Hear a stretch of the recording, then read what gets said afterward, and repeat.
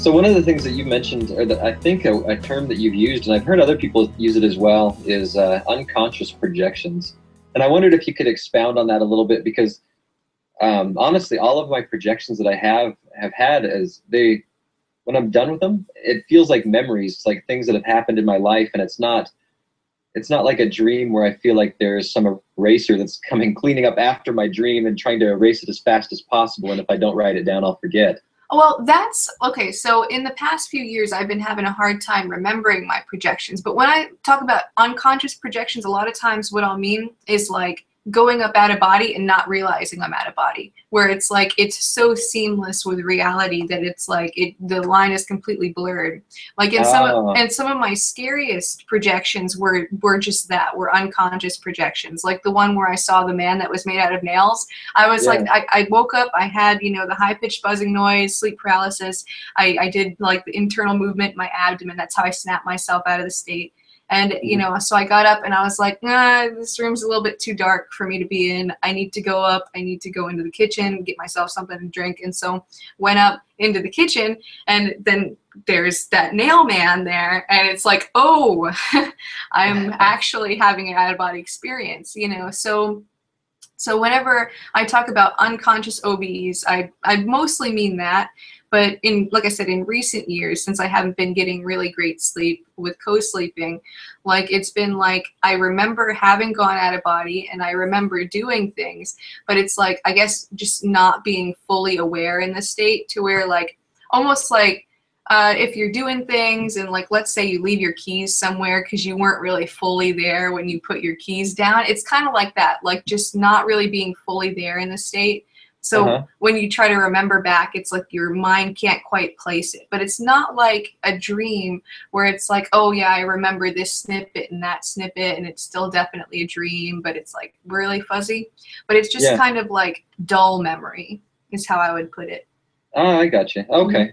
Well, the way that you put it there, I actually have experienced unconscious projections many times too, where I roll out and I'll get halfway down the hall, or I'll get partially into my living room or something before I realize that something's wrong. Yeah. And I say, you know, hey, look, everything is just kind of glowing and just luminescent, and oh, it's a different time of day than it is usually, or, you know, or something like that. And I notice something's wrong, and I realize I'm projecting, because it feels incredibly real. It's almost the same. It's the same feeling as just rolling out of bed in the morning. Oh yeah, no, it's like very seamless. Like there's there's some times where like I'm like, am I actually doing it? You know, and so it kind of like almost like during the day, I almost have to ask myself, is this actually it? You know, like, because it's so similar, you know? Do you ever worry that you'll get to the point where you won't be able to tell?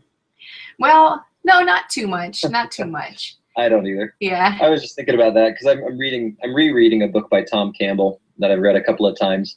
And he talks about how at one point he's traveling, you know, down a street, and he's seeing all these various forms and like this pink billowy stuff that's hanging from the trees.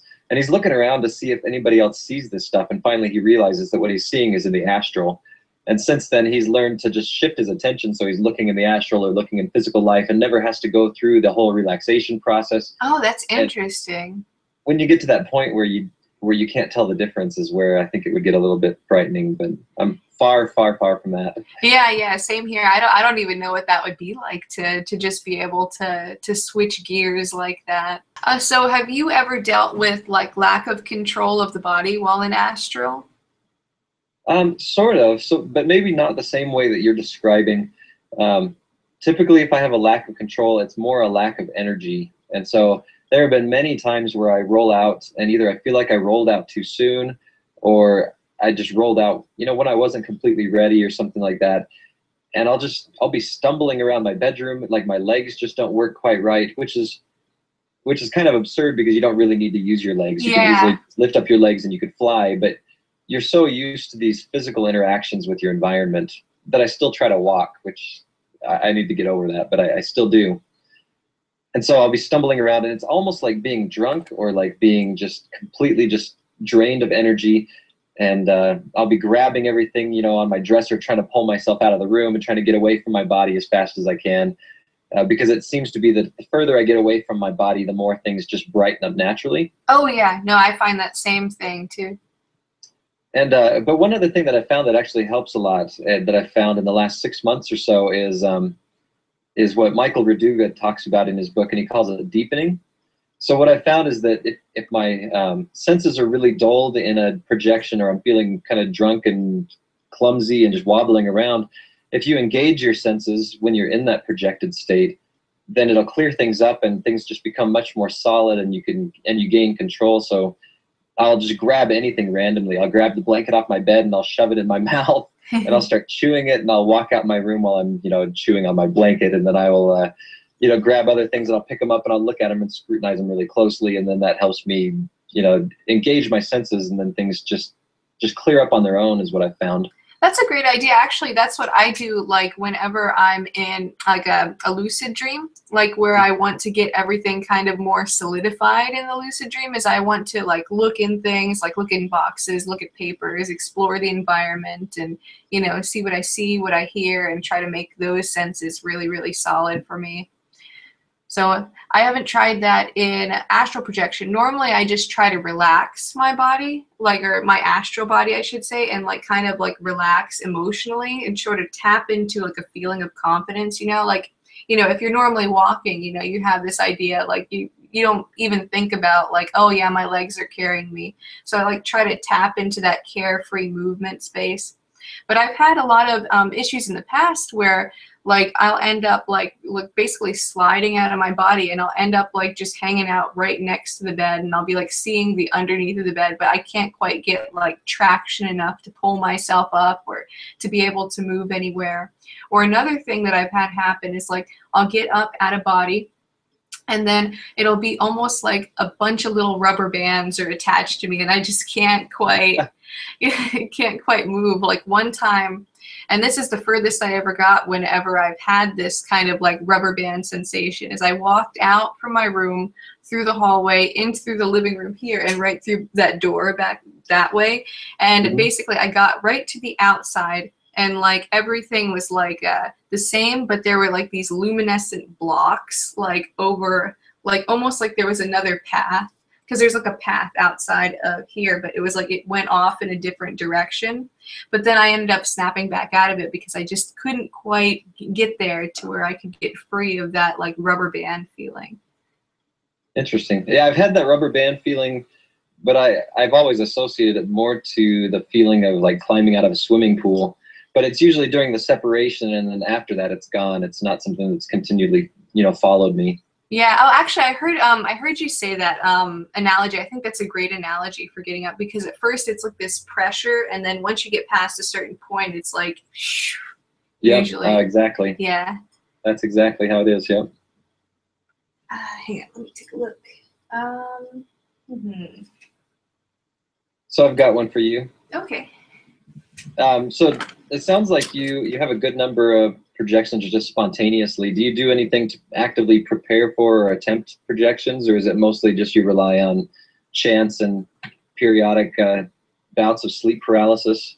Well, recently I've started to get back into trying, and this has been like in just the past couple of months and everything. But mostly in the past, it would just be like just randomly, like, like whenever I would get it, I might try, or I might get too scared, and then I would like not try. So it just depended really on my emotional state and if I happened to get it.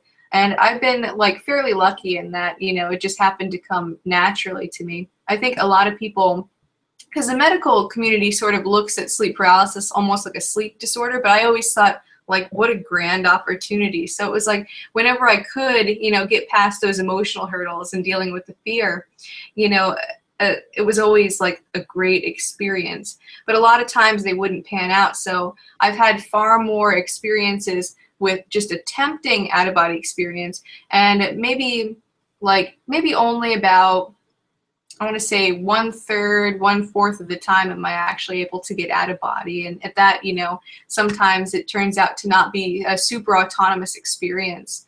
And I think that, it's interesting for me to see your channel, because I know that it's just been a couple years for you, right? Yeah, 2.5 years. January of 2014, January 3rd. Yeah, was my very first one ever. So it's sort of like, you know, it's sort of very inspiring for me, because for me it just happened like happenstance, you know, and I never. I've been jealous of you type of people for a long time. Yeah, it just so happened to happen to me, and I think, you know, in a sense it was good, because it's like I know that I can get there, and you know that's not a problem. But I think that, you know, just not being aware of that whole process, you know, for the first several years, that really, you know, scared me to the process, because it was like, oh, every time this is happening, I'm being possessed or something, you know, something scary. But then once I learned it, then I had like this skeptical, like didn't want to seem too woo-woo, wanted to seem very rational, and like wanted to write it off like, oh yeah, you know, the astral plane, that's just a hallucination, this is that, you know, which is fine as an interpretation. But I think that during that time I didn't take it super seriously. And so I find that for me personally, I never really took the time to learn the ins and outs like someone like you, who just started a couple years ago purposefully. So you've read a lot more on it. And I think that in the past 2 years, you probably actually have had quite a bit more experience with it than I have had throughout the whole entire time that I've been doing it. So I'm really glad to be able to talk to you, and glad to have you on my channel too, because I feel like you've done a lot of experimentation that I haven't personally done. Well, thanks. Yeah, I've put a lot of time and effort and a ton of experimentation into it.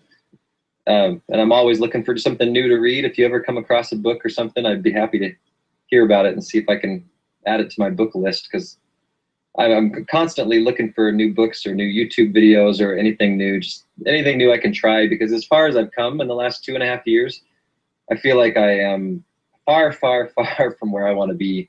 I read about people like you know, Robert Monroe, who he had decades of experience, and he talks about thousands of experiences that he recorded. Wow. And I'm in like the dozens range. I'm far from 1,000. I just feel like there's a lot of stuff that I'm still missing as far as I've come. Yeah, for me personally, I'm trying to think. I know that I've maybe had 1,000 sleep paralysis. No, probably not 1,000 sleep paralysis things at this point. Let me kind of do the math here. So I started when I was 13, and now I'm 27, so it's 14 years. Twice, let's say 25 times a year to make it kind of rounded out. So 25 times 14, 25 times 10 is 250. Yeah, so like more like 300 times probably I've had sleep paralysis, but maybe only a sixth of those have I had actual fully autonomous out-of-body experiences from, or even like just staying in the vicinity of my room kind of thing. So that's still, what, 50? That's still great. Yeah, probably 50. That's probably accurate. That sounds about right.